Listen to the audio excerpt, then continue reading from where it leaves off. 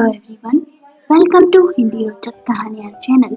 आज की कहानी है 10 साल बाद। अगर आपको कहानी पसंद आए तो वीडियो को लाइक करें, शेयर करें और चैनल को सब्सक्राइब करें। ये कहानी स्वरचित और मौलिक है।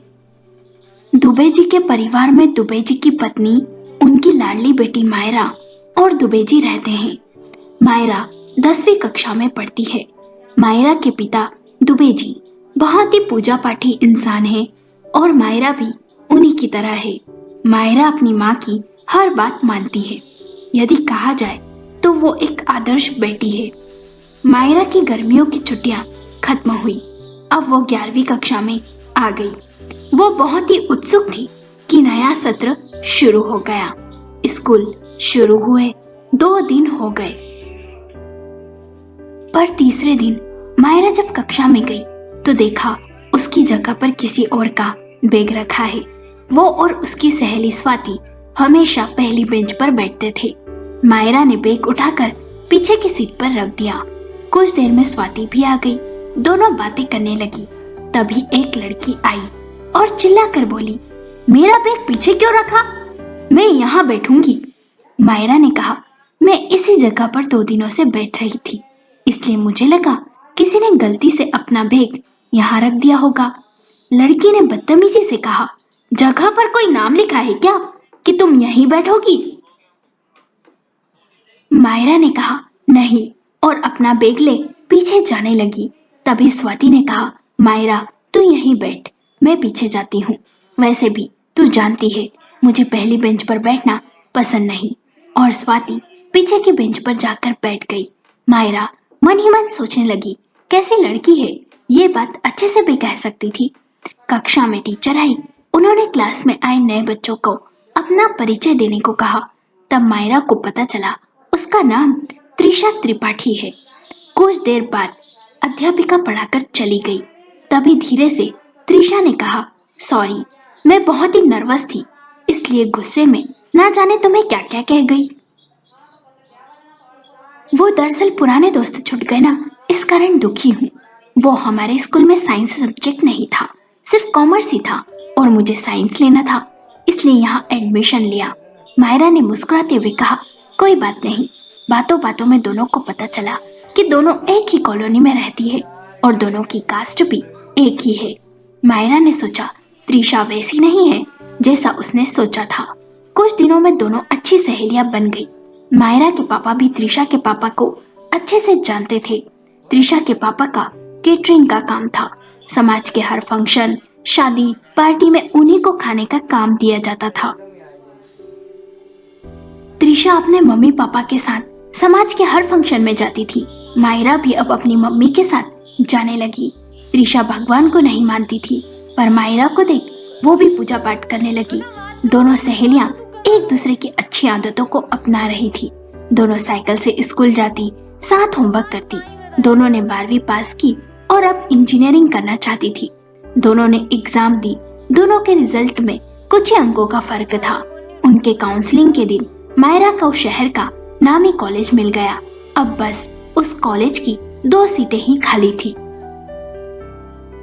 त्रिशा को उम्मीद नहीं थी कि उसे वो कॉलेज मिलेगा। मायरा चाहती थी कि वे दोनों सहेलियां एक ही कॉलेज में पढ़े। उसने त्रिशा से कह दिया कि यदि तुझे कॉलेज नहीं मिला तो मैं भी तेरे कॉलेज में एडमिशन ले लूंगी, जहाँ तू वहाँ मैं, क्योंकि तू मेरी बेस्ट फ्रेंड है। त्रिशा ने समझाया कि ये कॉलेज बहुत अच्छा है, फ्रेंडशिप अपनी जगह है और पढ़ाई अपनी जगह। त्रिशा को वो कॉलेज नहीं मिला और मायरा ने उस कॉलेज को छोड़ दोस्ती की खातिर और त्रिशा के कॉलेज में एडमिशन ले लिया। कॉलेज शुरू हुआ। वहाँ उनकी मुलाकात नेहा और टीना से हुई। उन चारों में गहरी दोस्ती हो गई। एक दूसरे के घर रात रुकना, असाइनमेंट करना, घूमना, कॉलेज बस में खूब गप्पे मारना, कॉलेज फंक्शन में पार्टिसिपेट करना। देखते देखते कॉलेज कब खत्म होने लगा पता न चला। कई बार चारों में लड़ाइयाँ भी हुई, पर वे चारों फिर एक हो गई। नेहा का कॉलेज में ही एक कंपनी में प्लेसमेंट हो गया। टीना की शादी फिक्स हो गई। त्रिशा को कॉलेज में नौकरी मिल गई, पर मायरा को कई प्रयासों के बाद भी नौकरी नहीं मिली। मायरा और त्रिशा के लिए उनके माता पिता लड़के देखने लगे।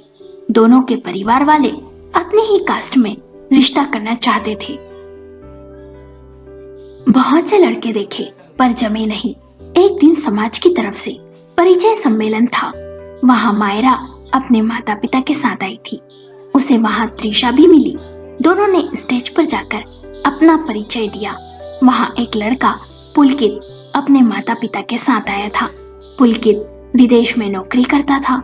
सम्मेलन में पुलकित और उसके माता पिता को सिर्फ 2 लड़कियां मायरा और त्रिशा पसंद आई। पुलकित के पिताजी ने अगले दिन त्रिशा के पिताजी को फोन कर कहा कि वे अगले दिन सुबह त्रिशा को देखने उनके घर आएंगे, और मायरा के पिताजी को भी फोन कर कहा कि हम अगले दिन शाम को मायरा को देखने आपके घर आएंगे। जब पुलकित का परिवार मायरा के घर नहीं गया तो मायरा के पिताजी ने फोन पर पूछा तो उन्होंने बताया कि उनके बेटे को कोई और लड़की पसंद आ गई, इसलिए हम आपके घर आकर आपका समय बर्बाद नहीं करना चाहते थे। त्रिशा बहुत ही खुश थी। उसने ये बात बताने के लिए मायरा को फोन किया और पुलकित के बारे में बताया। ये सुन मायरा ने उसे बधाई दी। अब जब भी त्रिशा मायरा से मिलती तो पुलकित की ही बातें करती। एक दिन त्रिशा ने मायरा से कहा, आज तू मेरे घर आना, हम शॉपिंग चलेंगे। मायरा त्रिशा के घर गई। उस दिन मॉल में अचानक एस्केलेटर से त्रिशा गिर गई। उसे गंभीर चोट आई। अस्पताल जाने के बाद पता चला उसके पैर की हड्डी टूट गई है। उसका ऑपरेशन करना पड़ेगा और ऑपरेशन के बाद भी त्रिशा का पैर ठीक नहीं होगा। अब वो सहारे के बिना नहीं चल सकेगी।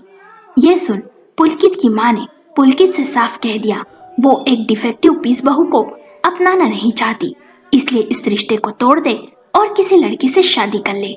पुलकित ने भी बहुत सोचा और उसने त्रिशा से रिश्ता तोड़ लिया। पुलकित के पिताजी ने कहा, हमने सम्मेलन में एक और लड़की देखी थी, उससे मिलाते हैं। फिर पुलकित मायरा से मिलने गया। उसे मायरा पसंद आ गई और रिश्ता पक्का हो गया।